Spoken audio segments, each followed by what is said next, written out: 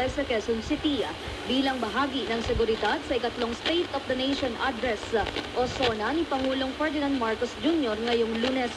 Una nang naglatag ng checkpoint sa mga otoridad sa Quezon Memorial Circle at naglagay ng mobile outpost sa kahabaan ng Commonwealth Avenue.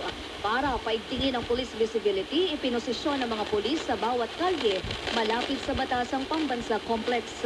Samantala, ang MMDA ay nagsagawa ng clearing operation sa mga iligal na nakaparadang sasakyan sa kahabaan ng IDP Road. 22,000 police personnel ang ipinakalat para magbantay ng seguridad sa SONA, habang 2,000 personnel naman ang idineploy ng MMDA para asistehan ng mga motorista sa paligid ng Batasang Pambansa.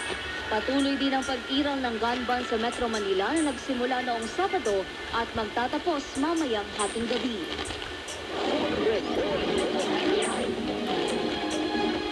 Samantala, tanggap tayo ng live report mula kay Tony Hildo. Grupo ng mga religyista nagdulot ng mabigat na daloy ng trapiko sa Commonwealth Avenue. Tony?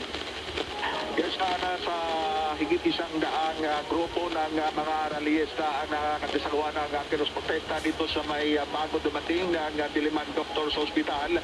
At okupado nga itong 4 na linya nitong Commonwealth kung kaya't nagdulot ito ng mabigat na daloy ng trapiko sa mga motorista papunta rito sa may bahagi ng Patasan o dito sa may St. Peter Church.